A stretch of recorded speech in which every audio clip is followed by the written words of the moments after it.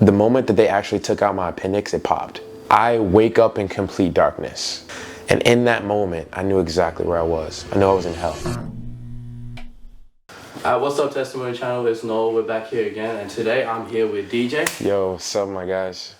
So today DJ is actually going to be sharing a bit of his testimony, and I truly encourage you to stick through the whole thing because DJ's testimony is truly unique, and something that will probably leave you questioning your faith probably for the next 2 years. But yeah, so like tell me DJ, like where did you grow up? Like tell me a bit about yourself. How old are you? Like just so we can get to know you a little bit better. Yeah, so I'm from Dayton, Ohio. I'm 27 years old. I grew up there pretty much all my life. I was raised by my mom and my stepdad, and my grandparents were also like a very big part of my life. And my siblings. I have 2 siblings. I have a brother. His name's Dion, and then I have a sister named Tamia, and I love them so much. And they've literally been the ones that I got to grow up with. It was a blessing being around all of them. They keep you going. Dude, like, how did you actually get to the point of having faith? Because I doubt you were always a Christian or believed in, you know, Jesus, like, because usually that takes a personal experience. Like, how did that happen for you? Yeah.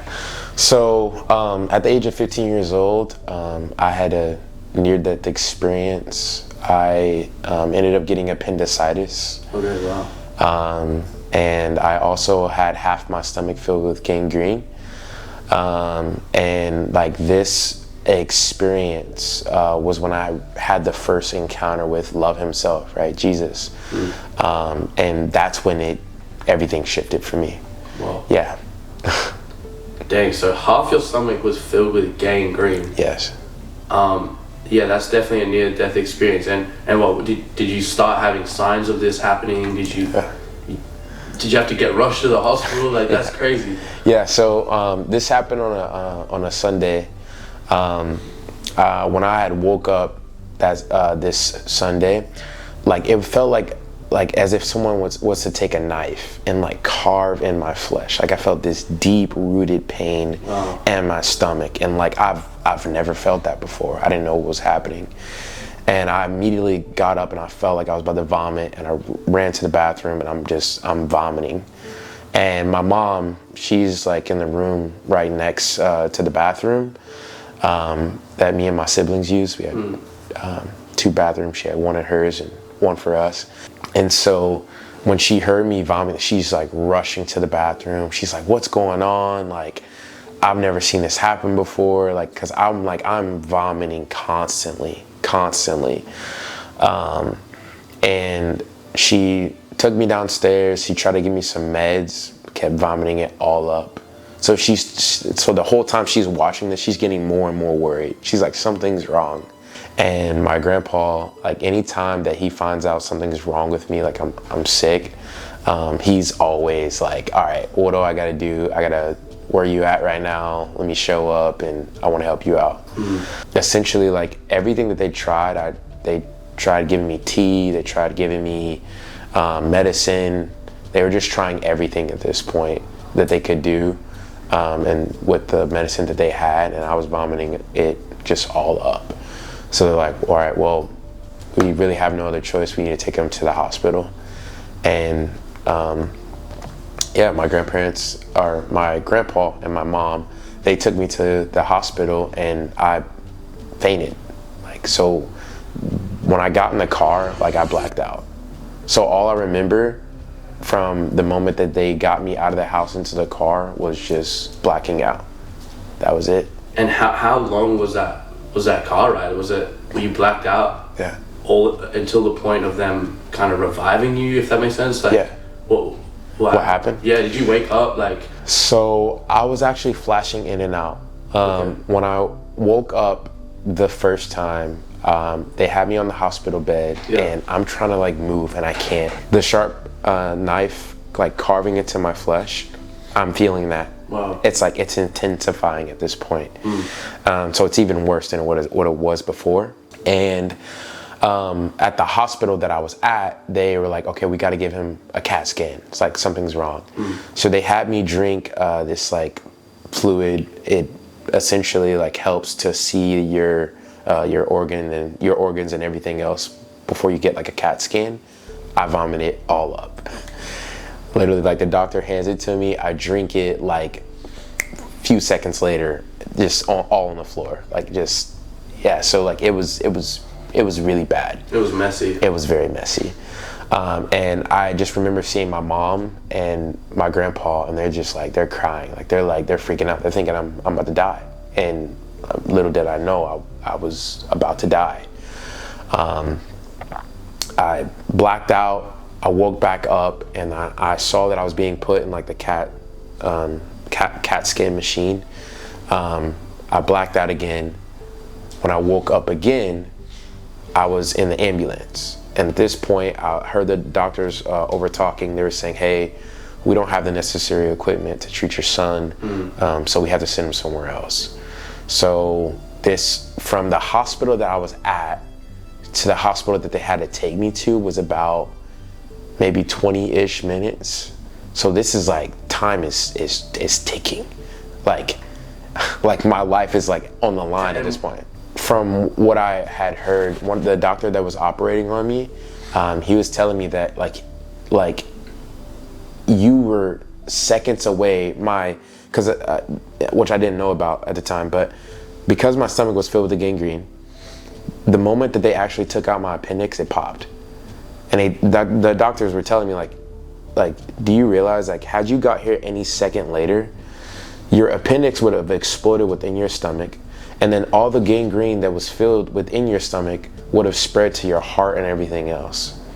And if that wasn't already worse enough, if the explosion didn't kill me, then surely the gangrene spreading throughout my body would have. So it was like already bad. Like my organs were just covered in gangrene from the pictures that I have at home. Where were you? Like, you know what I mean? Where were you? Yeah, so when I was blacked out, this is when I have an encounter with Jesus. So I wake up in complete darkness.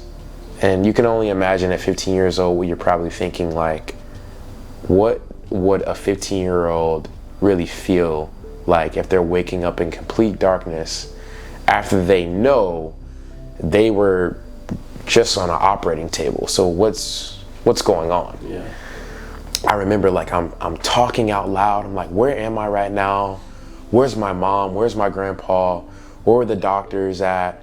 Like, what's happening? I'm so confused. Like, am I alive? Am I dead? Like, this doesn't just seem like a dream. This seems like a reality. Like I'm just in a different world right now, and like everything's real. I'm like, as I'm talking, I'm like hearing everything, like, and I'm moving my body in the darkness and everything, like, and I'm like, I'm lost. I don't know what's going on. I remember as I was walking through the darkness, everything around me had turned into a burst of flames. I watched flames go up around my whole entire leg, my body, my arms. My whole entire body is consumed in fire. And in that moment, I knew exactly where I was. I knew I was in hell. It was beyond traumatic and just hopeless.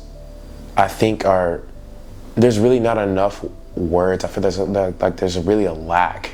I think when the Bible says, talks about a bit about what hell is, I think the best way that I can describe it is that you know that you're away from your first love. Like, the worst part is not even the fire. The worst part about hell is knowing that you're away from God. You're away from Jesus. Like, that's who you're seeking after. Hell is the absence of Jesus. That's what that is. And it's the worst thing to like be in hell. And it's like God gave me full understanding that I walked away from him. Like, he let me see that and understand that in that moment. And I started screaming and crying out to God. My God, where are you? God's not answering me. The man walks to the left side of me. And then I begin to see both men and women. They're crawling over the floor. So when the Bible talks about this, just think about this for a second. Again, remember, I didn't read the Bible until years later. Yeah.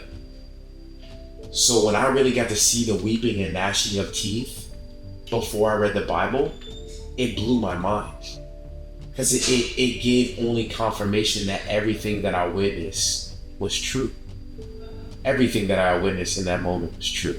And it's like, if you were to take the sound of a crying baby and multiply that sound by millions and millions and millions and millions and millions of people, and just have those cries ringing up against your ears, that's the screams of the people that I heard. When I looked up in hell, because hell is literally the pit, God shows up, God's glory shines down on top of me. Like, think about, like, we know obviously about the sun, but like even brighter than that. This is God coming to me. This is Jesus, brighter than the sun, shows up to me. He silenced the cries of the people. We just have a one-on-one conversation, and he says, "Darion." I say yes, because God will call you by name. He'll say no. And he says, "Do you know where you are?" I said, "I'm in hell." He said, "If you follow the ways of the wicked, then this is where you'll be." The first time that I ever repented and I cried out for forgiveness of my sins, and it was in this dream in hell to God. Wow. And so it's like, I got this it really is his grace, right? Which all grace means is undeserved favor, right? It truly was undeserved to like be able to experience the Lord's grace in such a magnitude. This changed my life. I mean, this showed me so much about who my Father in heaven is. This is who he is. Heaven looks like this. If God were to take all the colors of the rainbow and paint all the colors of the clouds, like that's how vibrant the colors are. Well, they're vibrant. They're radiant. It's like it's radiating his glory of who he is. Yeah. The Bible talks about this. It talks about having like the faith of a mustard seed. But when you're in heaven, your faith is complete. Why? Because you're literally face to face with the perfect. Which is not just some concept, right? It's a person. And I got to experience this because in heaven there's this warmth, this peace. And it's not because of heaven, it's because of who's there. It's because of Jesus. Heaven is only heaven because of Christ. In Revelation, it talks about that he's going to create a new earth and a new heaven one day. And the reality is that he could create heaven 1,000 times. He could create earth 1,000 times. But without his presence, what is heaven and what is earth? It's absolutely nothing. Yeah. So that is what we are seeking after. We're seeking after him.